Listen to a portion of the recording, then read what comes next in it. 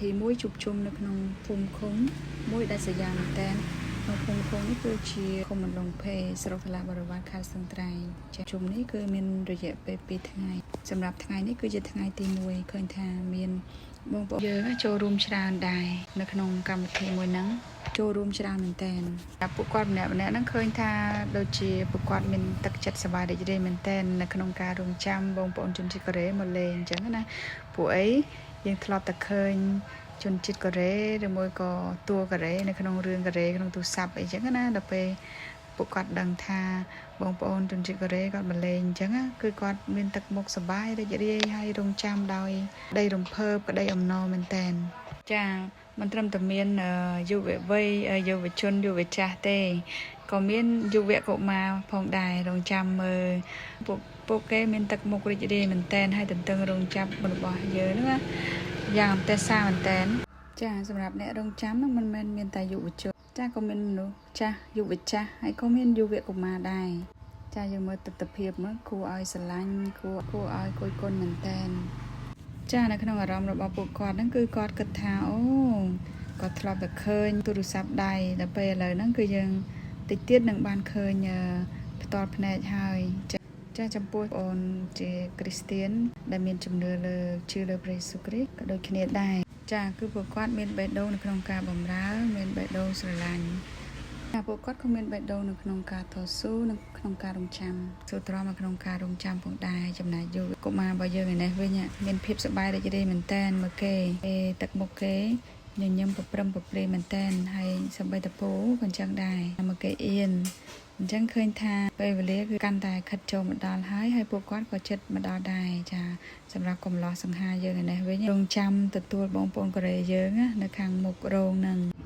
ចាពួកគាត់ទន្ទឹងរងចាំដោយទឹកមុខរីករាយដូចគ្នាចាពេលវេលាដែលយើងទន្ទឹងរងចាំគឺបានចូលមកដល់ហើយយើងមើលបងប្អូនជនជាតិកូរ៉េយើងចាបានចូលមកដល់សូមសម្ដែងតែម្ដងចាមួយនេះគឺខ្ញុំថតកាត់ទេដើម្បីកុំឲ្យវីដេអូនេះវែងពេកមកមើលបងប្អូនមើលជនជាតិកូរ៉េបងប្អូនយើងនោះស្អាតស្រស់ស្អាតមែនតើចាហើយពួកគាត់ខំប្រឹងសម្ដែងទាំងមានភ្លៀងធ្លាក់ផងចាដោយសារទឹកចិត្តស្រឡាញ់នោះគឺពួកគាត់នៅតែតស៊ូសម្ដែងរាំដើម្បីឲ្យអ្នកទស្សនាយើងបានត្រជាក់ភ្នែកត្រជាក់ចិត្តដិតអារម្មណ៍ហើយសម្ដែងនៅតែបន្តចាហើយទស្សនិកជនរបស់យើងក៏នៅតែជក់ចិត្តដិតអារម្មណ៍គឺអត់ដើរចេញពីកន្លែងនោះទេរងចាំសូ1ដល់សូ1ចាទេមិនផុតពួកយើងដែលធ្លាប់តែឃើញជនជាតិកូរ៉េនៅក្នុងរឿងទូរស័ព្ទដៃឬមួយក៏ទូរទស្សន៍ហ្នឹងឥឡូវនេះយើងបានឃើញផ្ទាល់ហើយនៅវគ្គបញ្ចប់ពិតជាស្រស់ស្អាតមែនតើគេរួមគ្នាជារង្វង់ដើម្បីបង្កើតជារូបផ្កាហើយមានចលនាទៀតហើយអ្នកទស្សនារបស់យើងគឺជក់ចិត្តមែនតើមើលណអូអស់តោះហ្មងឃើញទេបងប្អូនមើលពួកគាត់រំពិតជាសប្បាយរីករាយមែនតើមើលមុខសានិមនិងសាមនិមគឺគាត់សប្បាយចិត្តមែនតើដែលបានជួបជុំបងប្អូនហើយនឹងបានបញ្ចេញនៅសេចក្តីស្រឡាញ់សេចក្តីអំណរហើយនឹងមេត្រីភាពចំពោះបងប្អូនអ្នកភូមិរបស់យើងហើយមើលក្បាច់រាំរបស់គេពិតជាប្លែកភ្នែកមែនហើយគួរឲ្យស្រឡាញ់មែនតើយើងអត់ដែលឃើញនៅក្នុងប្រទេសយើងមានរាំក្បាច់បែបហ្នឹងទេចំណែកឯសាមនិមមុខសានិមនេះវិញគឺដោយសារតែមានសេចក្តីស្រឡាញ់ចំពោះបងប្អូនអ្នកភូមិយើងធ្វើឲ្យគាត់ឈរហាភ្លៀងគឺគាត់អត់រងាអីទេមនុស្សក៏ស្អាតផ្លិតក៏ស្អាតក្បាច់រាំក៏ស្អាតបន្ថែមពីលើនឹងទៀតទេសភាពនោះក៏ស្អាតពីព្រោះអីកម្មវិធីរបស់យើងធ្វើនៅក្បែរជើងភ្នំអ្នកសម្ដែងជក់ចិត្តនៅក្នុងការសម្ដែងហើយអ្នកមើលក៏ជក់ចិត្តនៅក្នុងការមើលដែរចំណែកឯមួយក្រុមទៀតនោះគឺត្រៀមខ្លួនរួចហើយនៅក្នុងការឡើងសម្ដែងឲ្យទស្សនិកជនពិសេសរបស់យើងពេលវេលាក៏ចិត្តអត់ដែរនៅក្នុងសូមួយនេះហើយយើងនឹងចូលដល់សូថ្មីទៀតចាមិនចាំបាច់ដល់រំទេគ្រាន់តែដើរហ្នឹងក៏ស្អាតក៏ខ្ជូតដែរមើលណការទន្ទឹងរង់ចាំបន្ទាប់ក៏បានមកដល់ក៏មានការសម្ដែងសូពិសេសមួយទៀតគឺរបាំតៃក្វាន់ដូពួកគាត់ស្លៀកពាក់របៀបកីឡាតៃក្វាន់ដូប៉ុន្តែក៏មានការចាប់អារម្មណ៍មួយបែបទៀតគឺការមានលាយឡំជាមួយចង្វាក់រាំចាជាមួយចង្វាក់រាំផងដែរ ចំណែកឯទស្សនិកជនយើងខាងមុខវិញមើលគេឈប់ផ្លឹកមើលរបាំនេះតែម្ដងហើយសម្រាប់ទស្សនិកជនផ្សេងទៀតហ្នឹងក៏ពេលខ្លះក៏ហាមាត់ហ្មងដោយសារគេអត់ដែលឃើញទេរបាំមួយហ្នឹងគេធ្លាប់ឃើញទៅតាមទូរស័ព្ទចាសូទី2ក៏ត្រូវបានបញ្ចប់ហើយសូទី3ក៏បានចាប់ផ្ដើមរបាំមួយនេះចង់និយាយអំពីការដាំដំបងឡើយមនុស្សទាំងអស់គឺមានភាពសប្បាយរីករាយរស់នៅជាមួយនឹងព្រះជាម្ចាស់នៅឯនគរស្ថានសួគ៌គឺគ្មានខ្វល់ខ្វាយអ្វីទាំងអស់គ្មានការទុក្ខគ្មានទុក្ខព្រួយគ្មានការអត់ឃ្លានគ្មានការខឹងស្អប់គ្មានការស្លាប់គ្មានអំពើបាបគ្មានការច្រណែនឈ្នានីសគ្មានការភ័យខ្លាចពីព្រោះពេលនោះពួកគេកំពុងតែស្រឡាញ់និងគោរពបម្រើដល់ព្រះអង្គ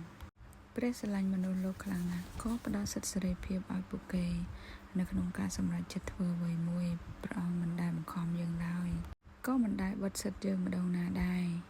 ព្រះអង្គគឺជាព្រះដែលមានសេចក្តីស្រឡាញ់ធំជាងគេបង្អស់ក្រោយពីពួកគេដឹងថាព្រះបានស្រឡាញ់ពួកគេខ្លាំងពួកគេក៏ចាប់ផ្ដើមទំនើងចិត្តហើយធ្វើអ្វីទៅតាមការនឹកឃើញរបស់ខ្លួនពួកគេបានបោះបង់ចោលព្រះ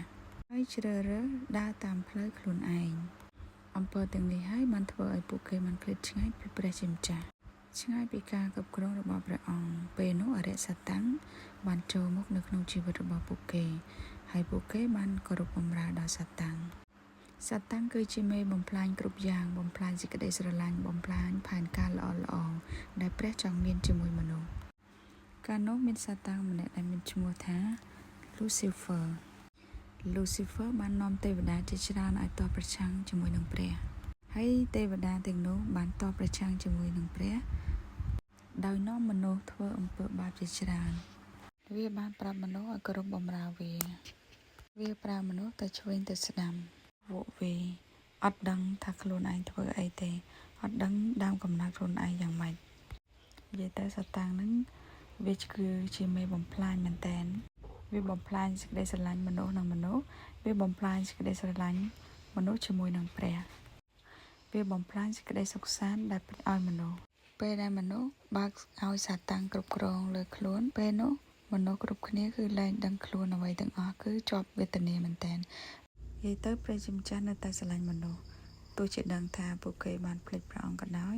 ក៏ព្រះអង្គនៅតែមករំដោះគេចេញពីសាតាំងដដែលហើយពេលនោះសាតាំងវាមិនសប្បាយចិត្តទេដោយសារតែ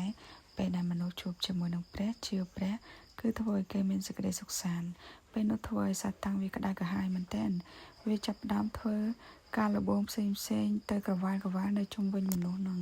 វាធ្វើអីវានិយាយអីដើម្បីឲ្យមនុស្សនឹងបែកចេញពីព្រះជាម្ចាស់ទៀតហើយវាបានធ្វើទុក្ខទរណកម្មដល់មនុស្សជានិច្ចសតាំងវាខំខាំងវាចង់មនុស្សអត់ឲ្យមានសេរីភាពទេប៉ុន្តែសតាំងវាអត់ចង់ឃើញមនុស្សវិលទៅរកព្រះវិញទេពេលដែលឃើញមនុស្សដែលស្និទ្ធស្នាលជាមួយនឹងព្រះស្រឡាញ់ព្រះគឺវាក្តៅក្រហាយមែនទែនវាចាប់ផ្ដើមទាញមកម្ដងហើយម្ដងទៀតហើយព្រះជាម្ចាស់ក៏នៅតែតស៊ូជាមួយសតាំងដោយទ្រង់មិនដែលទុកយើងចោលឡើយព្រះយេស៊ូវចាំមើលផ្ចិតយើងម្នាក់ថាពួកយើងនឹងក្លាហានរត់គេចពីសតាំងអត់ឃើញអត់ក្នុងការសម្ដែងរបស់គេហ្នឹងគឺសតាំងវាខំចងប៉ុន្តែព្រះយេស៊ូវខំប្រឹងស្រាវចំណងទាំងនោះហ្នឹងវាមិនដែលថាវាឈប់ឈរទេ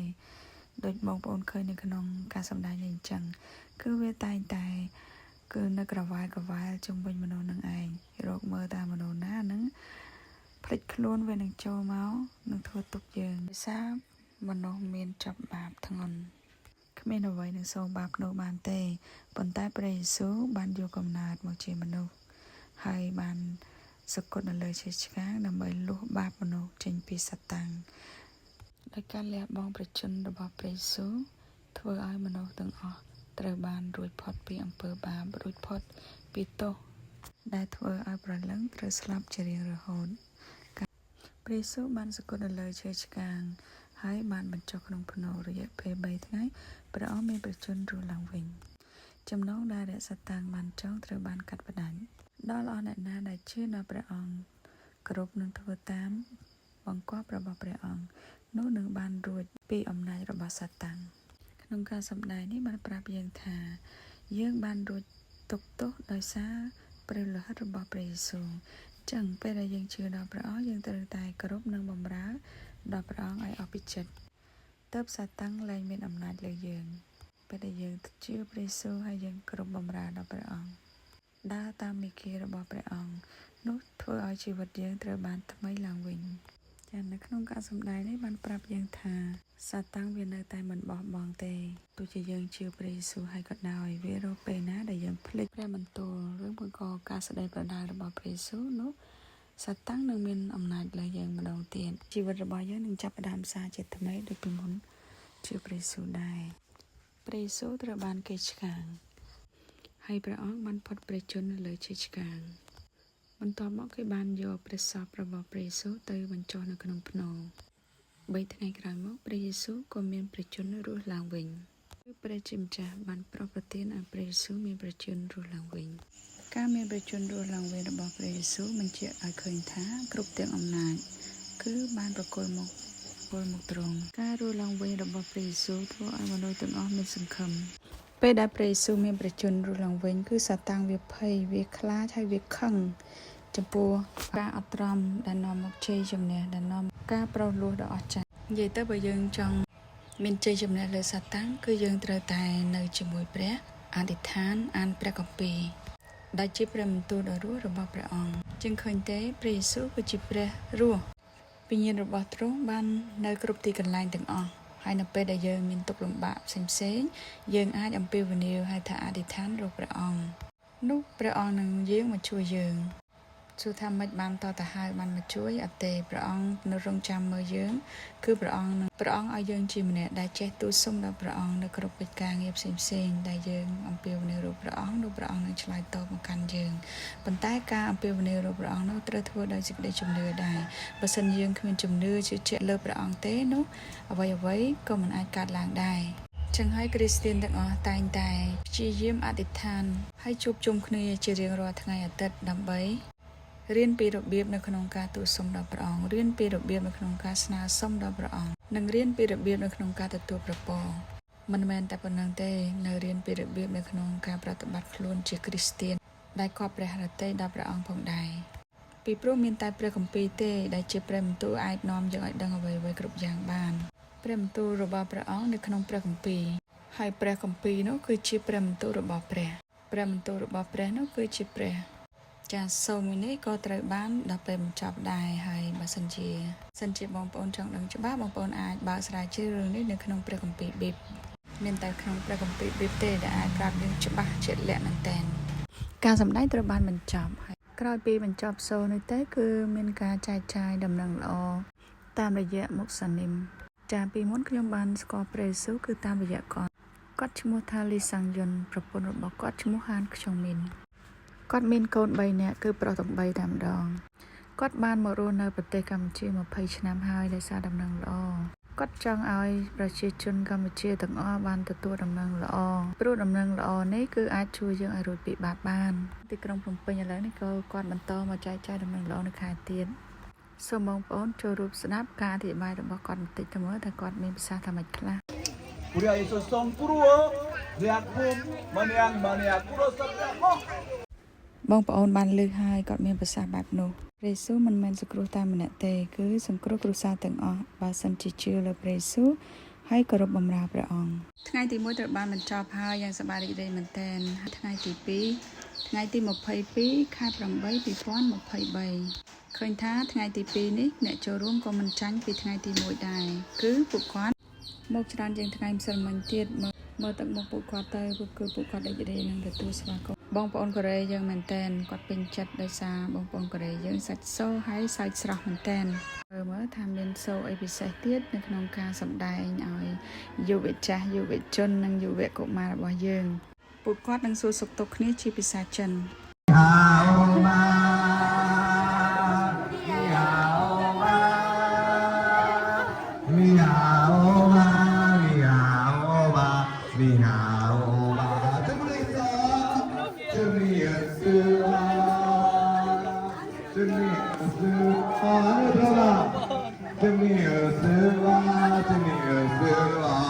មកដល់កន្លែងនេះគឺយុវជនយើងកំពុងតែហាត់តៃខ្វាន់ដូឬមួយក៏ហាត់ក្បាច់អីទេអ្នកខ្ញុំអត់សូវដឹងដែរអញ្ចឹងតតែពេលពួកគាត់មកម្ដងនេះបើមានឱកាសពួកយើងនឹងសួរគាត់ថាក្បាច់អីគេ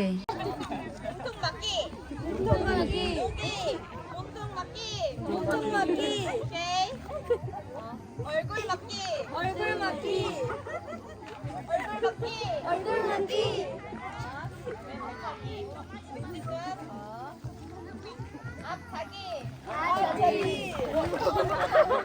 ក្រុមមុនគឺជាក្រុមយុវជនឥឡូវយើងចាំស្ដាប់ក្រុមយុវចាស់ម្ដងមើល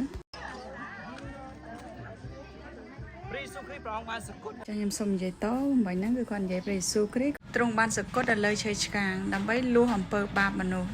ហើយមនុស្សមានអំពើបាបដោយសារតែមិនស្ដាប់បង្គាប់ព្រះពួកគេជ្រើសរើសទៅស្ដាប់បង្គាប់សាតាំងវិញព្រះជាម្ចាស់ស្រឡាញ់មនុស្សលោកខ្លាំងណាស់ទោះជាមនុស្សមិនស្ដាប់បង្គាប់ក៏ដោយប៉ុន្តែព្រះអង្គនៅតែស្រឡាញ់ពួកគាត់ដដែលដោយព្រះអង្គចាត់ព្រះរាជបុត្រារបស់ព្រះអង្គតែមួយអង្គគត់មកយកកំណត់ជាមនុស្សនៅលើផែនដីនេះដើម្បីជួយមនុស្សចាជួយធម្មតាអត់បានទេគឺព្រះអង្គបានសគត់នៅលើឈើឆ្កាងបង្ហូរព្រះលិហិតដើម្បីលាងអំពើបាបមនុស្សឥឡូវយើងមកងាកមើលកម្មវិធីទាំងមូលវិញតើគេធ្វើអីខ្លះចាមើលណពី3ក្រុមមួយក្រុមចាគឺមានពី3 4ក្រុមឯណោះចាក្រុមខ្លះគឺគេលេងគូគំនូក្រុមខ្លះទៀតគឺលេងគូមុខហើយក្រុមខ្លះទៀតគឺរហាត់ក្បាច់តៃក្វាន់ដូចានេះគឺជាការលេងល្បែងកំសាន្តទេតិចទៀតបានដល់វគ្គយើងទស្សនានៅសូបផ្សេងៗការសម្ដែងផ្សេងៗហ្គេមខូបនេះខ្ញុំអត់ស្គាល់ទេថាហ្គេមអីគេប៉ុន្តែកន្លែងនេះគឺស្គាល់គឺគេប្រជុំគ្នាបត់កណ្ដាស់ហើយនឹងញ៉ាំម្លឹកចាហើយមកនេះកូនពៅចាសំទោសមិនមែនកូនពៅទេក៏មានកូនមួយទៀតចាហើយមើលកូនពៅហ្នឹងគឺកូនពៅបងប្អូនកូរ៉េយើងទេចានេះគឺដល់វគ្គសម្ដែងរាំហើយអត់ដឹងថាបត់ហ្នឹងបត់អីទេចាមើលពីទស្សនវិជ្ជាពេលសម្ដែងគឺពួកគាត់គឺសម្ដែង5ថ្ងៃតែម្ដងថ្ងៃទី1សម្ដែង5ភ្លៀងថ្ងៃទី2សម្ដែង5ថ្ងៃបច្ចុប្បន្នស៊ូមែនតើនៅក្នុងដំណឹងល្អនេះ